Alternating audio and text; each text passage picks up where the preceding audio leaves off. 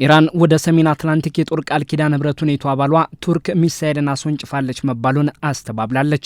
የቱርክ መከላከያ ሚኒስቴር በበኩሉ ኢራን ወደ ቱርክ አየር ክልል ያስወነጨፈችውን የባላስቲክ ሚሳኤልን በኔቶ የመከላከያ ስርዓት ምስራቃዊ ሜዲትራኒያን ላይ ማክሸፉን አስታውቋል።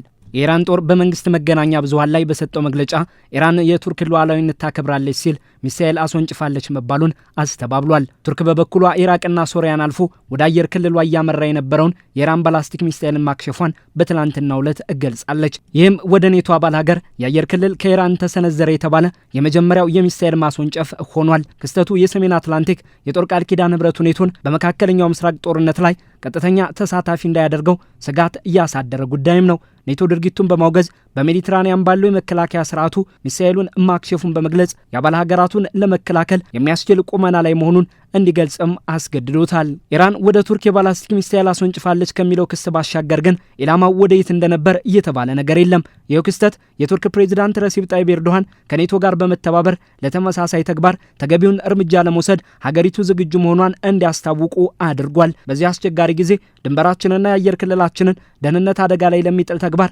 ምንም አይነት እድል አንሰጥም ሲሉም አጽንኦት ሰጥተዋል። የኔቶ አባል ሀገራት በስምምነታቸው አንቀጽ 5 መሰረት አንዳቸው ላይ የተፈጸመ ጥቃትን በሌላቸው ላይ እንደተፈጸመ ቆጥሮ ምላሽ መስጠት የሚገባቸው ሲሆን በቱርክ ላይ ኢራን ጥቃት የምትፈጽም ከሆነ ኔቶንም ወደ ጦርነቱ ሊያስገባው ይችላል። ሆኖም ኢራን ሚሳኤል ወደ ቱርክ አየር ክልል አስወንጭፋለች መባሉን የቱርክን ሉዓላዊነት አከብራለሁ ስትል አስተባብላለች። በቱርክ የኢንሰርሊክ አየር ኃይል ጣቢያን አሜሪካና ሌሎች የኔቶ አባላት ይገለገሉበታል። የአየር ኃይል ጣቢያው በዋናነት በቱርክ አየር ኃይል ስር ቢሆንም ለቱርክና አሜሪካ አየር ኃይል ጣቢያነት ያገለግላል። ኢራን በመካከለኛው ምስራቅ ያሉ የአሜሪካ የጦር ሰፈሮችን ኢላማ ማድረጓ ሲታወቅ ይህንንም የአየር ኃይል ጣቢያ የጥቃት ኢላማ ልታደርገው አልማ እንደነበር ተገምቷል። የአየር ኃይል ጣቢያው ለአሜሪካ መራሹ የኢራቅ ዘመቻ፣ ለገልፍ ጦርነት፣ ለኢራቅና አፍጋኒስታን ተልእኮዎች ትልቅ አስተዋጽኦ አበርክቷል። በእርግጥ ቱርክ ለአሜሪካ መራሹ የአውሮፓውያኑ 2003 የኢራቅ ጦርነት አሜሪካ ጣቢያውን እንድትጠቀምበት ፈቅዳለች መባሉን አስተባብላለች። ለጎርጎሮሳውያኑ 2014 የጸረ አይኤስኤስ ተልእኮዎችም አየር ኃይል ጣቢያው ትልቅ አስተዋጽኦ አበርክቷል። በአሜሪካና እስራኤል ጥምር ጥቃት የኢራኑ ሁለንተናዊ መሪ አያቶላህ አሊ ኻሜኒ መገደልን ተከትሎ የበቀል ጥቃቶችን ወደ እስራኤል ሂዝቦላህ መፈጸሙ ሊባኖስንም የእስራኤል የጥቃት ኢላማ አድርጓታል። ቴልአቪቭ በቤሩት በየብስ ዘመቻ ጭምር እያደረገች መሆኑ እየተገለጸ ባለበት የቡድኑ አዛዥ የእስራኤልን የሊባኖስ ተልእኮን ለመዋጋት ቡድኑ ቁርጠኛ መሆኑን ገልጸዋል። በኢራን የሚደገፈው ቡድኑ በእስራኤል ላይ ጥቃቶችን መፈጸሙን የሊባኖስ መንግስት ቢያወግዘውም ብሎም ከወታደራዊ እንቅስቃሴ አግጄዋለሁ ቢልም ውግዘቱንም እገዳውንም ባለመቀበል በጥቃቱ ቀጥሏል። የሂዝቦላ አዛዡ ናይም ቃሲም ወረራ ተፈጽሞብናል ያሉ ሲሆን የተቻለንን መስዋዕት ከፍለን መዋጋት ምርጫችን ነው፣ እጅ አንሰጥም ሲሉ ጠንከር አድርገው ተናግረዋል። መሪው ጦርነቱ ከተጀመረ ወዲህ ለመጀመሪያ ጊዜ ባደረጉት ንግግር የህልውና ትግል ላይ ነን ብለዋል።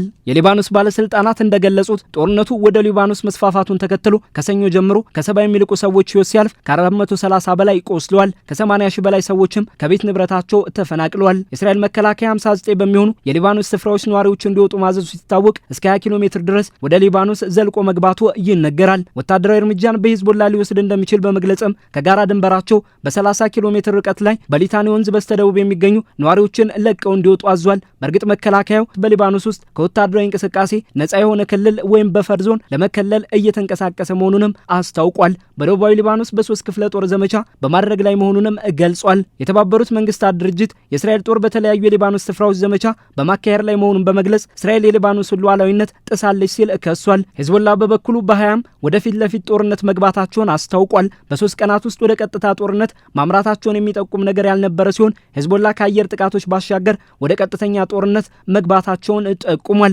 አሜሪካና እስራኤል በኢራን ላይ የሚፈጽሙትን ጥቃት በቀጠሉበት ኢራንን በተለያዩ ኢላማዎች ላይ ጥቃት መፈጸሟን ቀጥላለች። ኢራንን እንዲዋጉ አሜሪካ የኩርድ ተዋጊ ቡድኖችን እደግፋለሁ ማለቷ ሲታወቅ ኢራን በኢራቅ የኩርድ ቡድኖች ኢላማ አድርጋ ጥቃቶችን ፈጽማለች። በከፊል ራስ ገዝና በኢራቅ ጎረቤት የኩርዶች ግዛት ላይ ኢራን ጥቃቶችን መፈጸሟ ተጠቁሟል። የኢራኑ ፕሬስ ቲቪ የቴህራን ጦር የጸረ ኢራን ተገንጣይ ቡድኖችን ኢላማ አድርጓል ሲል ዘግቧል። ሆኖም ጥቃቶቹ የተፈጸመባቸውን ቦታዎች ከመግለጽ ተቆጥቧል። የኢራን ስለላ ሚኒስቴር በበኩሉ በምዕራባዊ ድንበር ተገንጣይ ያላቸው ቡድኖች ላይ ጥቃት መፈጸሙን በመግለጽ ከፍተኛ ውድመት ደርሶባቸዋል ብሏል። በኢራቅ ከፊል ራስ ገዟ ኩርድ ክልል የተፈጸመው ጥቃት የኩርድ ቡድኖችን በመከናወን ላይ ባለው የመካከለኛው ምስራቅ ጦርነት እንዲገቡ ተጨማሪ ገፊ ምክንያት ይሆናል። የሰሜን አትላንቲክ የጦር ቃል ኪዳን ህብረቱ ኔቶ አባሏ ቱርክ የሚሳኤል ጥቃት በኢራን ባላስቲክ ሚሳኤል ተሞክሮብኛል ማለቷ ምንም እንኳን ኢራን ቢያስተባብልም ኔቶን ያስቆጣ ጉዳይ ሆኗል። ለመሰል ጥቃት ምላሽ ለመስጠት ዝግጁ ነኝ እንዲልም አድርጎታል። በሌላ በኩል የአውሮፓ ሀገራት ወደ ቆጵሮስ የእንግሊዝ የጦር ሰፈር